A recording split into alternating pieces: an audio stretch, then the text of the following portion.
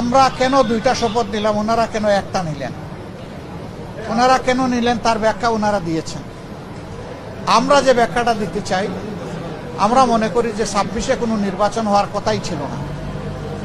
এই 26 সালের নির্বাচনটা হয়েছে 24-এর গণ অভ্যুত্থানের কারণে। আমরা গভীর শ্রদ্ধার সাথে যাদের কারণে আজকের এই নির্বাচন, আজকের এই সংসদ, আমি তাদেরকে স্মরণ করছি, যারা জীবন দিয়ে দুনিয়া থেকে বিদায় নিয়েছেন। আল্লাহ তাদেরকে শহীদ হিসাবে কবুল করুন। যারা লড়াই করে আহত হয়েছেন, পঙ্গু হয়েছেন, তাদের প্রতি আমাদের গভীর সমবেদনা। আল্লাহ তাআলা তাদেরকে সুস্থতার নিয়ামত দান করুন। আমরা আজকে হয়তো শপথ নিতে ভিন্ন চিন্তা করতে পারতাম, কারণ জুলাইয়ের আকাঙ্ক্ষা এবং গণভোটের রায়, এই দুইটার প্রতি সম্মান দেখানো রাজনৈতিক দল হিসাবে আমাদের পবিত্র দায়িত্ব আমরা গণ্য করেছি।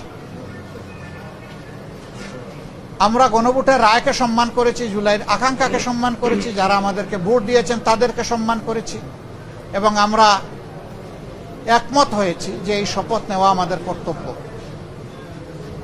তবে আমরা মনে করি সরকারি দল শপথ না নিয়ে তারা জুলাইকে উপেক্ষা এবং অবজ্ঞা করেছেন। এতে জন আকাঙ্ক্ষার বিপরীতে তাদের অবস্থান বলে আমরা মনে করি। সংস্কারের বিপরীতে তাদের এই অবস্থান স্পষ্ট। যদিও তারা ব্যাখ্যায় বলেছেন যে সংসদ বসে তারপরে প্রভিশন ক্রিয়েট করে এটা তারা দেখবেন, আমরা এটা দ্রুত দেখতে চাই।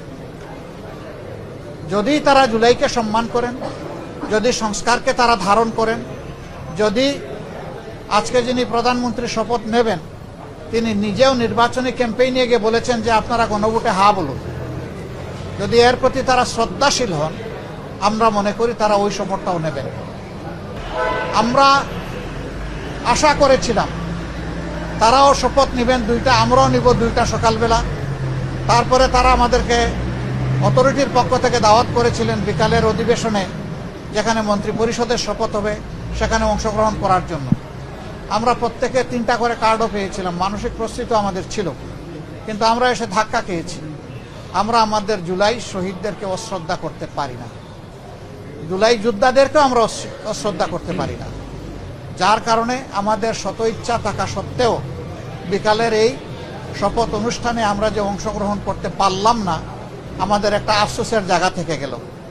আমরা এই শপথ না নিলেও পারতাম, অনেক কিছু হয়েছে আমাদের সাথে, কিন্তু আমরা চাই ক্রমান্বয়ে গণতন্ত্র তার প্রাতিষ্ঠানিক রূপ পাক, এই রূপে ফিরে আসতেই হবে, এর কোনো বিকল্প নেই। এই জন্য আমরা শত কষ্ট থাকা সত্ত্বেও আমরা সংসদে অংশগ্রহণ করছি, এবং ইনশাল্লাহ আপনারা দোয়া করবেন আমরা যেন দেশ জাতির পক্ষে ভূমিকা রাখতে পারি।